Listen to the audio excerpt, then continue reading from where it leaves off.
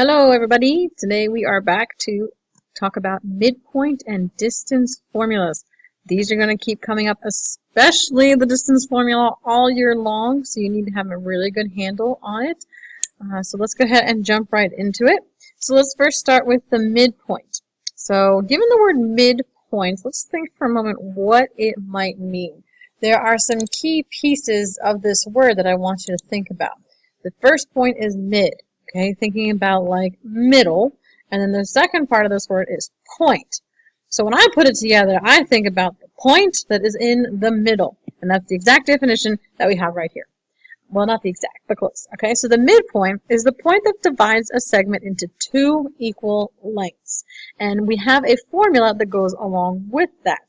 So let's say we have 2 points here. We have the point x1, y1. Now the reason we use x1, y1 and such, and x2, y2 is so because that means any value of x and any value of y that there is. So let's pick a nice color here that's going to go against that. How about orange?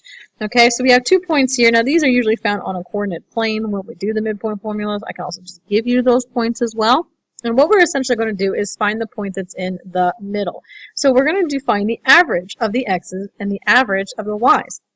So thinking about when you're finding the average, or in other words, the mean and things like that, we add up all the numbers and divide by how many we have. We're trying to find the one in the middle, so we're going to take the x1 and we're going to add it to x2, and then we're going to divide it by 2. This represents the x value of the midpoint. So I'm going to call that x, and there's a little m there. If my pen will draw the m, okay? And then the same thing with the y value. So what we'll get back is a y value. When I add them together and divide by 2, I get y sub m. Okay, so that's the x value at the midpoint and the y value of the midpoint. So let's do an example like that. So here is a graph of a line that we have, and we want to find where the midpoint is. Now sometimes it's going to be really simple to identify, but not always. So let's identify the two endpoints. The first one is 2, -5. Okay, that's the one that's found all the way up here. And the second one is -5, 4. Now I can find approximately where the middle is. I know it's going to be somewhere in here, but I need the exact amount. Okay, so now let's reference back. Let's call remember those endpoints are called x1, y1, and x2, y2. I realize that one of these are smaller. Okay, so this is going to be x1, y1, and this one here is going to be x2 and y2. It's always alphabetical order, so keep that in mind. And let's bring back that distance formula so I have it right there in front of me. And I see what I'm doing here. I'm going to take the two x values and I'm going to add them together. Okay, keyword is that we're going to add them together. We're trying to find the number in the middle. So we don't want to subtract them. We're not trying to find the distance between the two of them. We want to add them together and find the middle of them, so we then divide it by 2. And same thing with our y values. So let's go ahead and substitute our numbers in. So x1 and x2 is going to be 2 and -5, and y1 and y2 is going to be -5 and 4. Now, do you think it matters which one's x1, y1, and which one's x2, y2? It sure does not, because adding 1 plus 2 is the same thing as doing 2 plus 1. Okay, so I can have these two reversed and have -5 plus 2 if I really cared about here in the x values, and the same thing with the 4 and the -5. The big thing here is that you have to add the x's, divide by 2, and then add the y's and divide them by 2. Anyways, moving on with this, when I add them up, I get -3 over 2 and -1 over 2. So you can keep them as a fraction, or you can write the mixed number or the improper fraction right here. We can do it as a mixed number, -1.5. Or if you really wanted to, you can even say that the midpoint is -1.5 and -0.5, and I would take all of those answers. Okay. Now the big thing here that you need to grasp is that the midpoint actually represents an actual point. It is a point that is found on the line. Specifically, in this case here, it's this point here, M. Okay, so you can kind of see the M here. I drew the point in right there. You should be able to plot that point on a graph. The reason I'm emphasizing this so much is because now that we've done the midpoint and I'll be doing the distance formula, students tend to get those two things mixed up. So midpoint is actually finding a point. Okay? All right, so moving on here. Another example here would be finding the endpoint. Okay, we want to try find the other endpoint given one of the endpoints and the midpoint. So this is a little bit different than the previous problems here because I'm giving you the midpoint. In the last problem, I wanted you to find it. So let's talk about this. All right, I'm going to give you the first point R. Okay, this is one of the endpoints, and it's going to be found at 7, 4. Okay, so that is one of our endpoints. The second one is going to be what our midpoint is, so I'm going to call that point M, and this one is going to be at -3, 7. So there are a couple ways that we can actually solve this problem. The first one that we have or the first way, is you can actually draw a picture. Okay, so let's say I decided to draw these points in here. I had the point 7, 4, so 1, 2, 3, 4, 5, 6, 7, and then 1, 2, 3, 4. So I have the point right here. Okay, the other one is at negative 3, 7, so we have negative 1, 2, 3, we have 4, 5, 6, 7. Sorry, I'm going to go over the words here, so it's found about here. And what I know here is that this is point R and this is M. So you can kind of use the idea of slope. How far up and how far over am I going? Well, to go from 4 to 7, I'm increasing by 3. So I know that this is going to go up 3, and to go from 7 to negative 3, I'm going to go down 10. And so what I'm thinking about here is that I can repeat that same exact process. Okay, I'm going to go up 3 and down 10. Okay, so if I increase by 3, well, now I'm increasing my y value another 3 values as well. So let's call the other point S. So if I know my y value here, this is increasing by 3, then this is, is going to increase by 3 as well. So this is going to become a 10.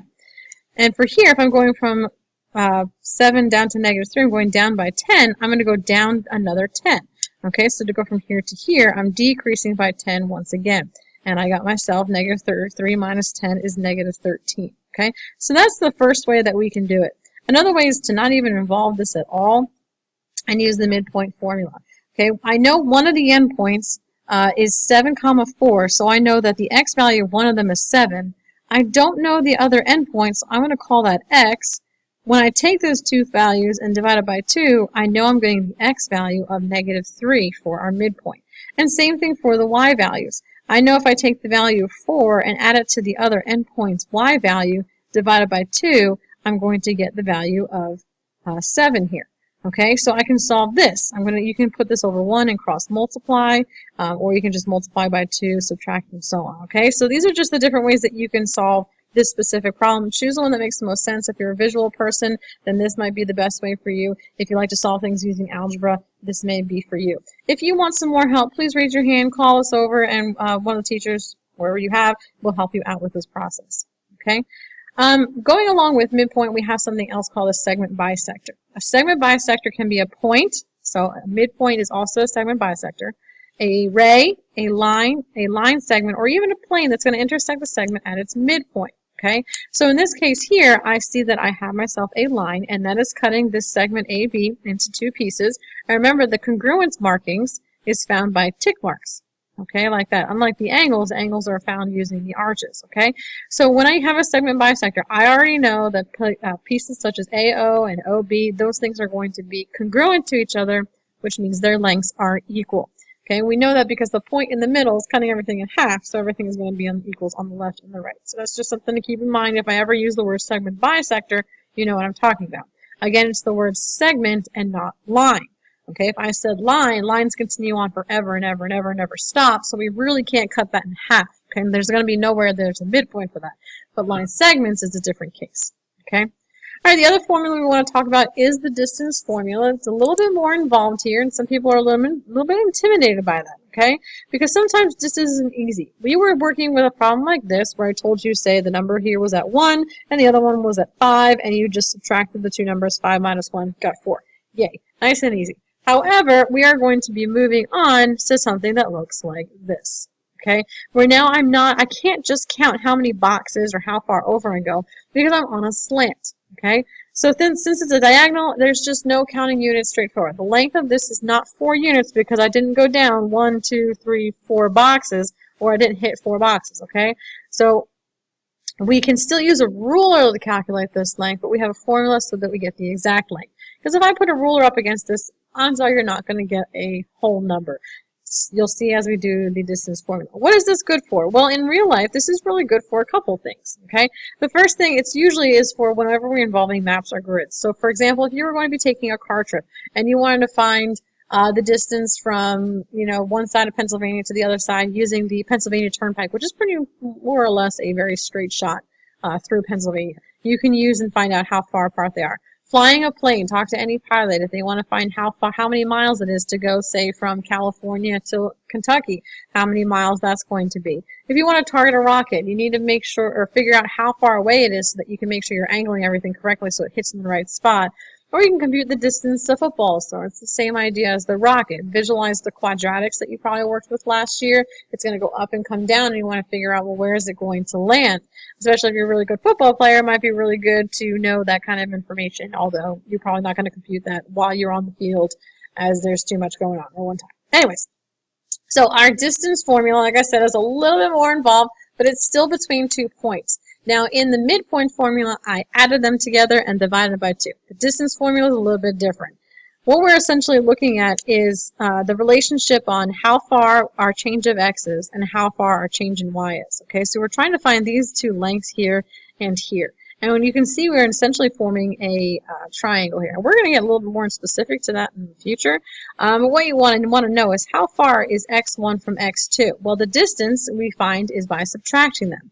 And so in order to find this distance, though, I'm going to give you this formula. Make sure you write it down.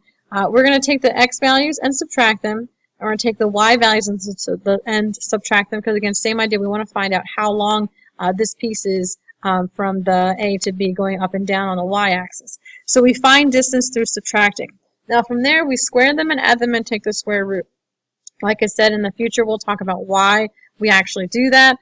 Big thing here is that it does not, again, matter which one is x1, y1, or x2, y2. In fact, you can mix it all up. The main thing is you have to make sure you're subtracting the x's and subtracting the y's. Okay, so midpoint formula, we're adding everything. Distance formula, we're subtracting everything. And remember, this represents a distance. Okay, it's not a point. It's telling you how far would you walk to go from point A to point B. Okay, unlike the midpoint, it's actually a location. Let's do at least one example here, maybe two. We're going to find the distance between the 2 points, -7.5 and 4, -3. And so what I like to do is identify x1, y1, and x2, y2. Again, you do not need to do that. It is just something that I like to do. When we are finding distance, remember we write it by just writing the 2 letters next to each other, u and v. So I'm trying to find uv.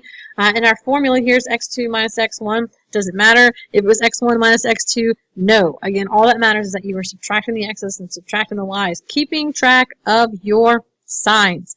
So let's substitute in our x's. So I wrote in here was 4 plus 7. Now, why on earth did I put plus 7 when the distance formula has a minus in it? Well, when I subtract a negative, I have a double negative in there. So it's essentially like I'm adding 7. Unlike the one on the right there with the y values, I have -3 minus 5. So from here now, it's just straightforward. Plug and chug, put into your calculator, get some numbers, use your brain, find some numbers. 4 plus 7 is 11. -3 minus 5 is -8. This is where paying attention to your signs is super important. This is the difference between right and wrong. 11 squared is 121, but -8 squared is a positive 64, not a negative. If you write a -64, your problem will then become out wrong. Okay, so that's the big idea here, is please make sure you have the right signs. Anytime you square something, -8 times -8, 2 negatives make a positive. Anyways, we can write UV is equal to the square root of 185. We can get that number out. It's about 13.6. Another way we can write it is using this letter M right here. Okay, when I use the little m, then I'm going to use the correct notation with segments. And the measure of segment UV is the square root of 185. Let's pretend that was in there the whole time, and that was 13.6. Let's do one more example here. Coach Schnatzer drew his football team's next play on a coordinate grid. He placed Michael at 1-3, and he'll be passing the ball to Hunter at -6, 3. The negative's right here if you did not see it before. What is the distance in feet of the pass from Michael to Hunter? So this is just a glorified problem to say, let's find the distance between those 2 points. So once again, we're going to find the distance. We're going to subtract the x values. In other words, we're going to do -6 minus 1. Or you could do 1 minus -6, which means 1 plus 6. And then we're going to subtract the y values. So we got 3 and 3, so we're going to take the 2 3's and subtract them. When that happens, though, the 3 minus 3 becomes 0. -6 minus 1 is -7. Or the other way around, 1 plus 6 is 7. We're going to square everything and add them together. We get 49. This is a lovely number because it is a perfect square. Square root of 49 is 7 feet. So hopefully out of today you have gotten a really good example on the midpoint formula and the distance formula. It is important that you know how to find the endpoint, given the midpoint and the endpoint, and that you have these formulas written down. If you have any questions, make sure you are calling one of us, somebody over to you, and you're getting that assistance. We are here to help. Remember that little baby that was holding onto the hands as he's learning to walk? That's what we're here for. We are your support. Ask any questions. Thank you very much.